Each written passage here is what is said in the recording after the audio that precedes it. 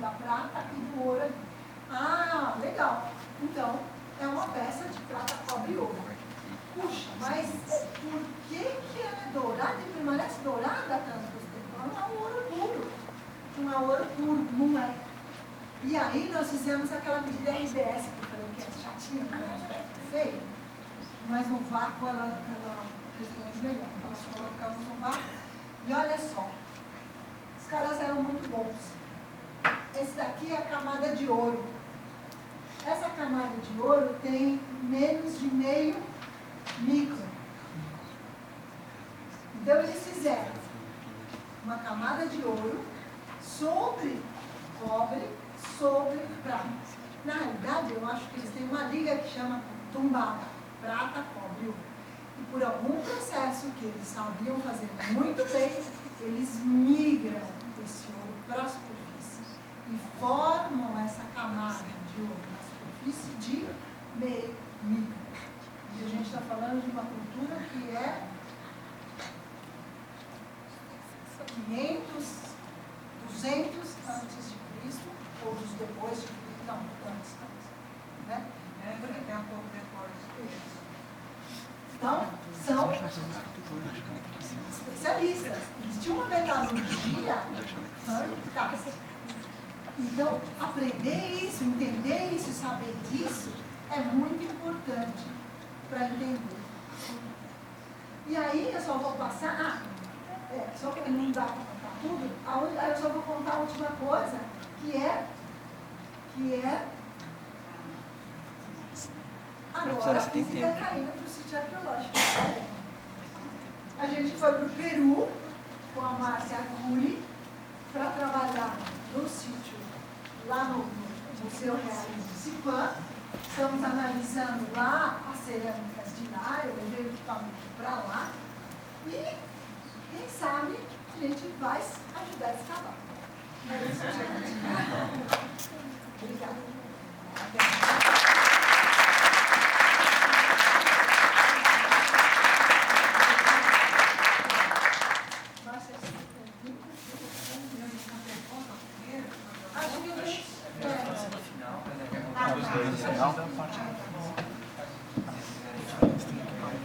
Deixa eu pegar um filminho aqui.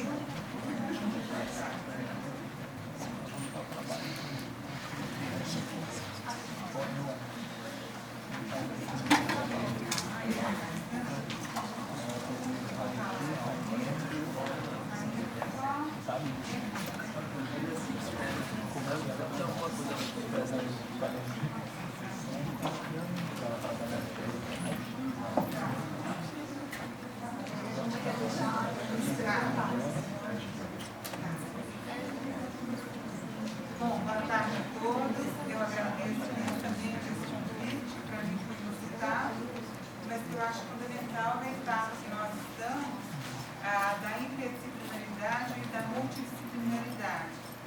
E esse contato foi acelerado porque nós temos na UMAI, apesar de nós termos apenas 2 salas e meia de aula, vários laboratórios, temos mais de 100 alunos de arqueologia, fazendo pós, ainda não temos bacharelado, e temos quase 50 alunos fazendo pós-graduação em mitologia, são um pouco mais jovens que estão no programa de mitologia do que mitologia.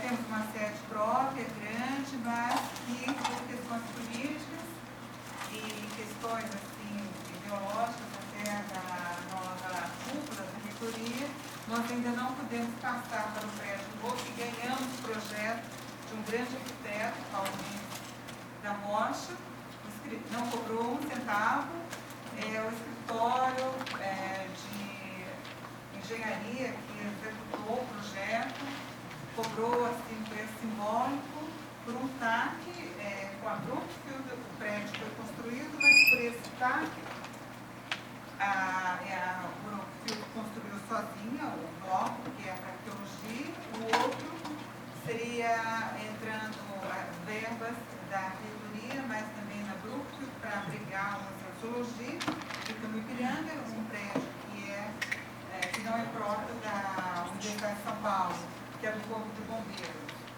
Mas, enfim, o reitor passado assumiu tudo isso, mas o atual acha que a universidade é desconhecida e pesquisa mais em medicina, inclusive, oh meu Deus, né? Mas, na verdade, quer dizer, a arqueologia é extremamente importante porque ela não só trabalha com o passado, mas ela também trabalha com o presente.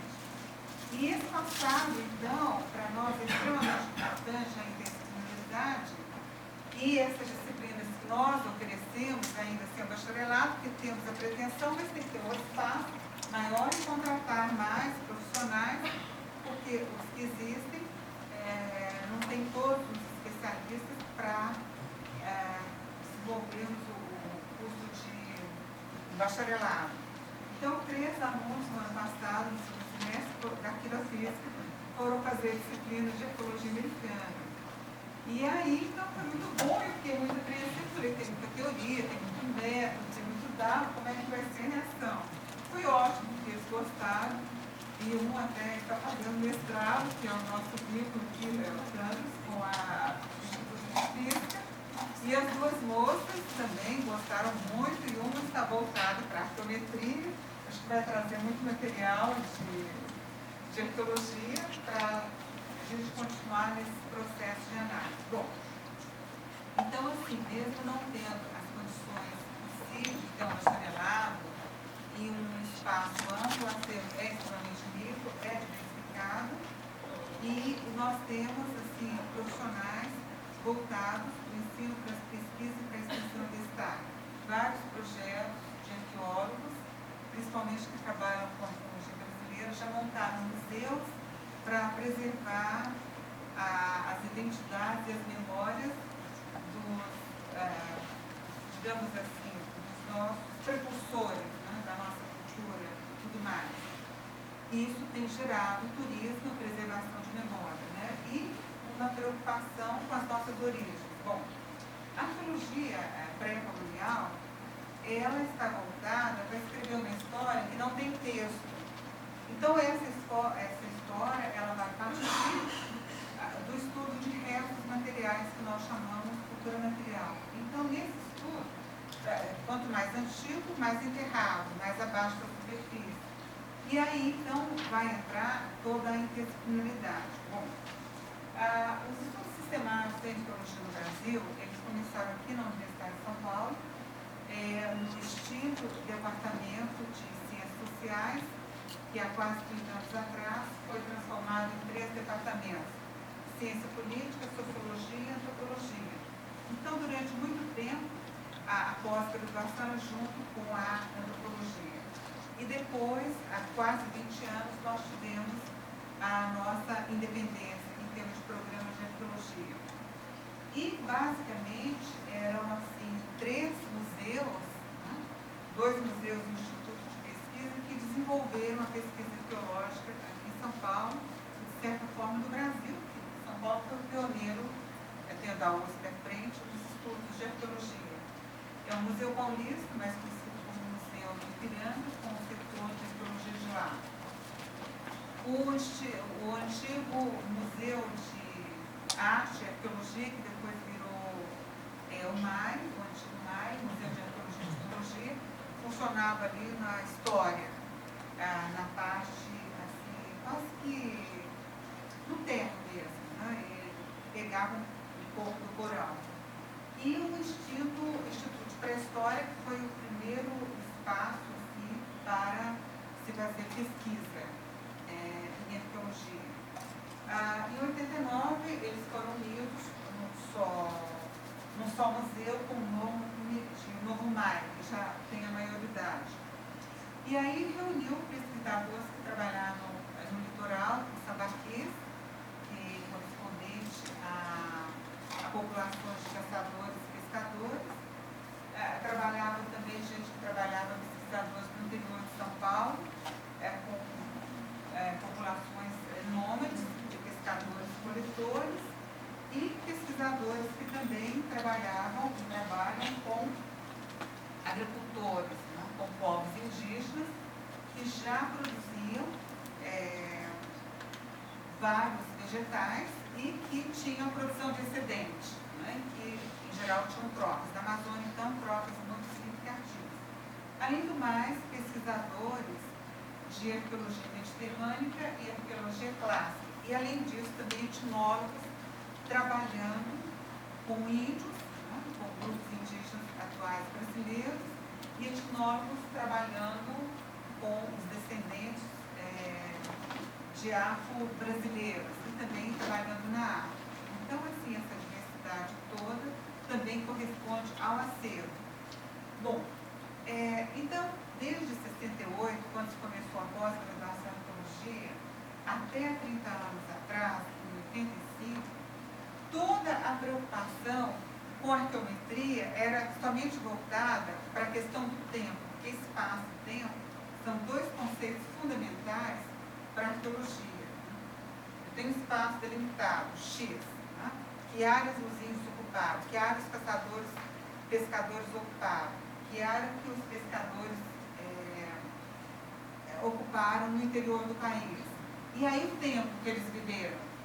Então, fundamental. Bom, a partir então de 85, uma colega que infelizmente já faleceu, ela começou a levantar vários métodos e técnicas para aplicarmos para cerâmica arqueológica. Porque a maioria dos arqueólogos que trabalhavam com cerâmica arqueológica procediam de cursos de ciências humanas, então que não sabiam fazer a interpretação. Primeiro, não conheciam os métodos físicos e químicos que seriam possíveis de aplicar na cerâmica arqueológica para fazer avançar o conhecimento, porque o empírico ficava dominando a cena. E aí, então, começaram a estabelecer uma série de tradições em amplos espaços geográficos e em pequenos, a partir das diferenças de cor, por exemplo, na cerâmica. Mais vermelha, menos vermelha, mais alaranjada, muita mancha escura, sem saber definir exatamente o que era redutor ou o que era oxidante. E aí, então, a partir dessa tese, Marilande Goulart, né, e os métodos que ela selecionou para aplicar na cerâmica, teve um avanço. Porque, por exemplo, a gente pega um grande vasilhame de cerâmica, né, uma grande urna, né, que a gente antigamente chamava de caçada. E aí, qual foi a técnica de montagem do artefato? Teoricamente, a gente sabe que a técnica mais antiga, a gente pega o barro, faz uma série de rolinhos, com as salsichas, vai colocando de maneira circular e com os dedos vai juntando um rolete e outro rolete. Mas se o vaso está pronto, se ele tem pintura, ou mesmo que ele não tem, como é que eu vou fazer a análise daquele grande vasilhame? Se os roletes estão bem juntos, se tem uma certa simetria, será que for uma técnica africana, que também é manual, mas que eu não faço a salsicha já chega, eu pego o barco e levanto o vasilhame. Então aí, a primeira grande técnica empregada foi a questão do raio-x. Então pego a peça inteira, levo para o laboratório, faço o raio-x, e aí eu tenho a comprovação da técnica. Isso é extremamente importante. A partir disso também, nós começamos a aplicar difração de raio-x para ver a resistência mecânica dos materiais cerâmicos. Né? Ou seja, aquilo que era queimado embaixo, a partir disso, de uma tese, de uma dissertação de mestrado, aqui da Física 86, do Leite. E aí, se eu tenho uma queima abaixo de 500 graus centígrados, em torno de 400, 450, se eu ponho no fogo, mesmo numa fogueira rasa, que é o tipo de fogueira que os índios usavam muito para preparar os seus alimentos, então aquilo vai dissolver. Bom, então aí, pelos componentes químicos, nós vamos perceber ali o grau de dureza. Se a hematita, se a caulinita permanece, o que acontece? E abaixo tem as graus centígrados. Se ela não permanece, está acima, então tem um pouco mais de resistência mecânica. Então, isso já é comum para vários arqueólogos trabalharem nessa perspectiva. A outra coisa é o seguinte, nós temos, assim, basicamente, a ocupação indígena pré-colonial nossa, ela parte de 4 troncos linguísticos, né? Aruac, Caribe, mais para a Amazônia, mas chegaram a se estender um pouco além da Amazônia, Tupi-Guarani, e mais no litoral, do delta do rio Amazonas, até o sul do país, né? O sul de São Paulo e Tupinambá, abaixo de São Paulo, Guarani. E no violão, no interior do país, os povos Maprogê. Né? Então, os povos Maprogê, em sua maioria, é uma cerâmica mais utilitária. Mas, por exemplo, nós temos a exceção dos Carajá, que as mulheres, eles trabalham cerâmica, sempre trabalho feminino. Então, as mulheres fazem uma série de bonecas como um kit educacional para as crianças, porque naquele kit, a estrutura do grupo indígena, então, de 11 pessoas, que é a família, né? A palavra sagrada para eles. E ali, cada família tem um papel, e esse papel é destacado pela pintura que se aplica no rosto, pelo tipo do cabelo e pelos adereços que eles usam. Então, por exemplo, eles têm, inclusive, o gênero. O homem sempre com temetá, um pedra que se colocava, né? Que seria muito comprido, pode ter 20, 30 centímetros. Hoje é de resina, ou então de madeira. É a constituição do gênero masculino. E se é uma mulher, ela tem uma tanga. Né? Então, nós temos bonecas, carajás, nesse sentido. Então, aí é uma cerâmica extremamente bem elaborada, que ela emprega pintura, onde as bonecas são vistas como arte, e a pintura como um código visual que a criança